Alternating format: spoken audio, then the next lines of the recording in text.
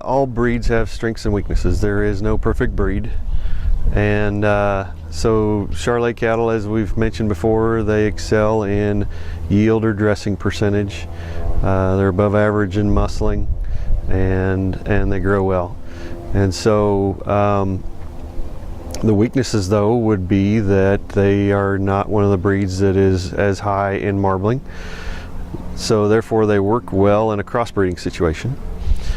And of course, if we're putting a growthy bull on a medium to smaller cow, then we certainly need to watch birth weight and calving ease. That's kind of a given. We need live calves. And at the same time,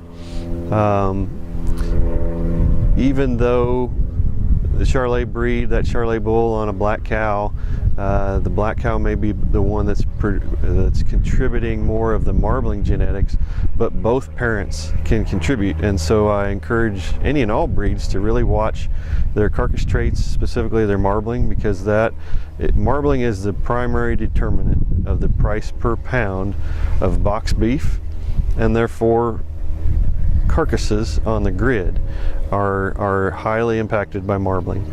And so the equation for total dollars, of course, is pounds times that price per pound, which is driven by the marbling.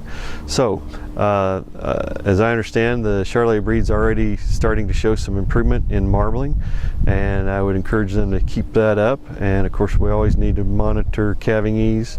We always need to monitor overall frame size, and have cattle that fit industry standards for size.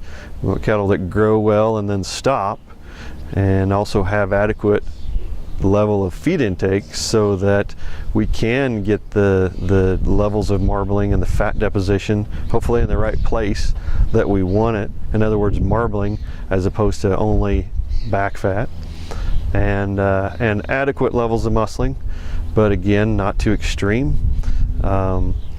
We get too extreme, then if there are replacement females kept back, then that can be a concern from a production standpoint at the ranch.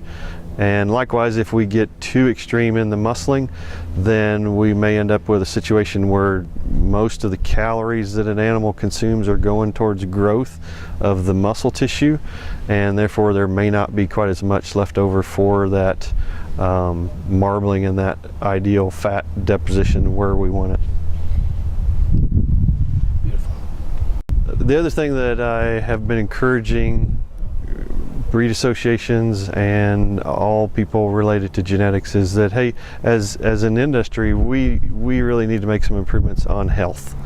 The health of our feed yard cattle in the feedlot industry has not improved. In fact, it may have actually gotten worse.